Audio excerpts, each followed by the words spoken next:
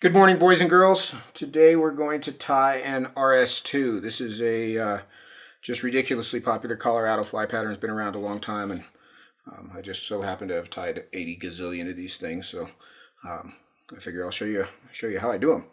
I'm going to start with the Tiemco 101. This is a ring eye dry fly hook, which is sort of the conventional hook that it's tied on. You can certainly tie it on a 100. I just don't think it looks right. So the ring eye, the straight eye, is the one that I want to use to tie this fly. For thread, I'm going to use Gray UNI.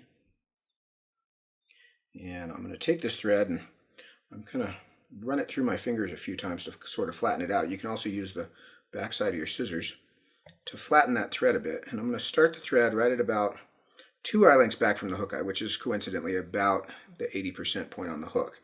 And I want to leave a tag end. I want to leave a few inches of tag end. I don't need 10 inches of it. I need about 3 inches. I want to leave a tag end, and I'm going to hold this tag end just slightly toward me as I wrap back over it. And what I ultimately want is my thread torque to twist that tag end to the top of the hook, all the way back here to the bend. So you can see that that is squared up right on top of the hook. Now the tails on my RS2s, as it turns out, this is just the way I've tied them commercially for years and years. As it turns out, this fly is entirely synthetic. So I'm going to use some white microfibrils or tailing fibers. These are the nylon paintbrush bristles. I'm going to take 2 of them, and I want to make sure that their tips are even, about like so. And I'm going to measure these about a shank length. Now, in a size 20, you can be a skosh longer than a shank length. You don't want to be a lot longer, but you could stretch that out a bit and be okay. We're just going to use a couple of fibers, so it's not going to add bulk to the fly. But I want about a shank length, maybe a shank and a half at most. I'm going to butt those 2 fibers into my fingers. So now I've got the tips, the tapered tips in my fingertips, and I'm going to lay these across the hook.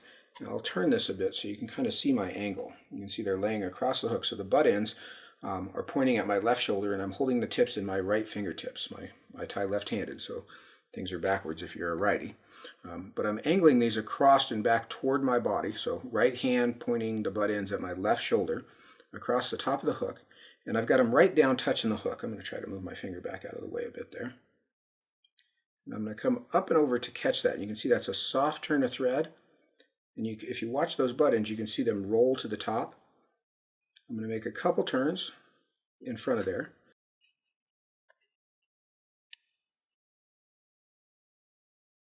Like so. Now that's the important part that we want to worry about right there, is that those tails and that tag end are square up on top of the hook. If you've got the tails off to one side, it's going to wreak a little havoc when we're trying to separate these tails. So you want to make sure they're up on top. So now I'm going to take my thumbnail and push it up underneath those tails to separate them. You can see how they'll divide. So I'm just going to push, and these are synthetic fibers. They're very tough, so don't feel like you have to be delicate with them. You can sort of maneuver these right where you want them to be. And I want them about 45 degrees to each other. What I'm going to do here is pull the tag end up between those 2 tails. And you can see as I do that how that influences the tails. When I pull real hard, they spread further. If I pull to one side, I can influence one tail or the other. I'm pretty squared up there, so I'm going to pull straight up between the 2 tails and tie that tag end down with a couple of turns, so that I've got a nicely divided spread tail there. And that is how you do a split tail on an RS2. And we can kind of maneuver those and push those around wherever you need to be. Don't feel bad about having to do that if you need to maneuver things a bit. As I said, they're synthetic fibers. They're very malleable and they're tough, so you're not going to hurt them. So now I'm going to come forward over both the tag end of the thread and the butt ends of the tail, right back up to where I started the thread, and I'll trim those butt ends out. I'm going to use a little gray superfine dubbing. This is Adams Gray superfine dubbing. And I'm just going to take a tiny little pinch. Now, this is a true story. A package of superfine dubbing, $2.50 package of superfine dubbing, will tie 700 dozen size 20 RS2s. I know that for a fact. I've done it. So that will tell you how much dubbing you need to tie this fly. Tiny, tiny little bits. As a matter of fact, the thread base that I've got on there builds most of the bulk that I need on this fly, so I'm not really going to add a lot to it with the dubbing. So I'm just going to put a very thin layer of dubbing on the thread, I'm going to use my bare thread that I've got between the dubbing and the hook to work back to the bend.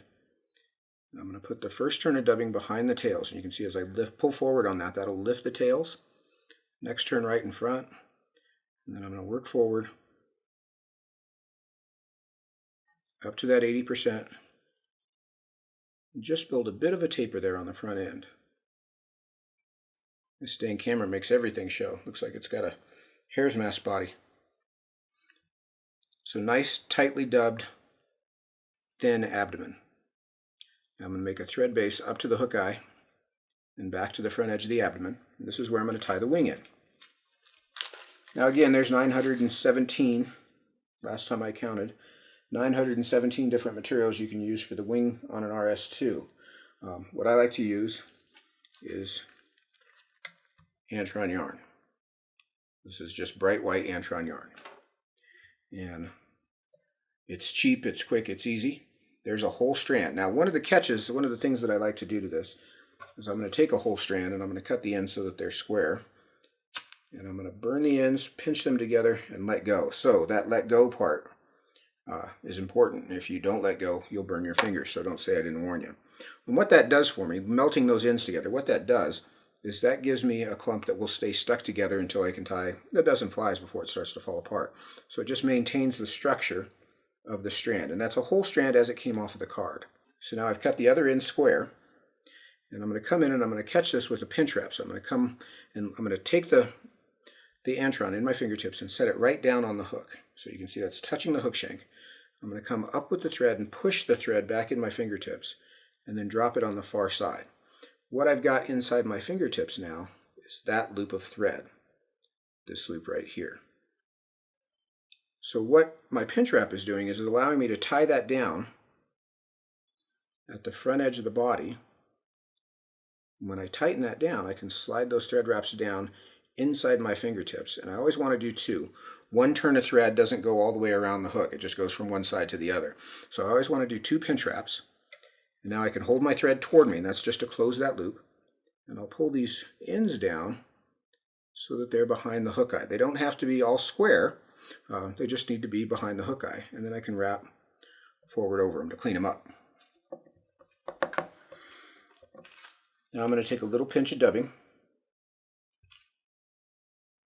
just to finish off the thorax, or the head of this fly. And I try to get this dubbing fairly close to the hook. We can see, I actually can't see it with my eyeball, but on the camera I can see that there's one little stub of Antron sticking out right here. I'm going to show you hopefully a trick to catch that. See how I can angle this thread wrap forward and push that back? There we go, and we caught it. So that's just to smooth things out. Not a big deal, but if it was bigger, that's how you do it. It's also how you do it if it's smaller. So I'm going to dub right back up to the base of the wing. And then I'm going to round out the thorax as I come forward with that last bit of dubbing and finish right behind the hook eye. Come in and whip finish.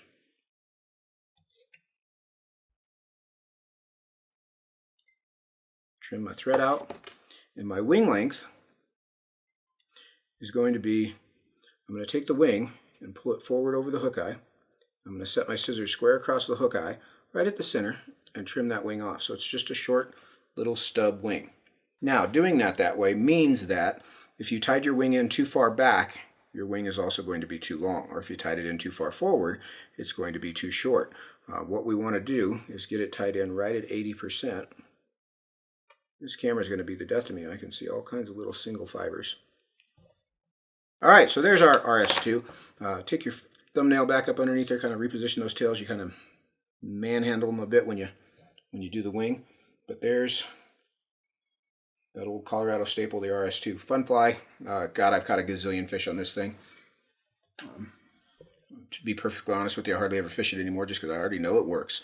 It's a little boring to me at this point, but that doesn't mean you shouldn't have some in your box. You should, and I still do. So twist a few up, tie them in different colors, black, brown, olive, gray. Those are all good ones. That's the RS2. Hope you enjoyed it. Come back and see us again soon. Take care.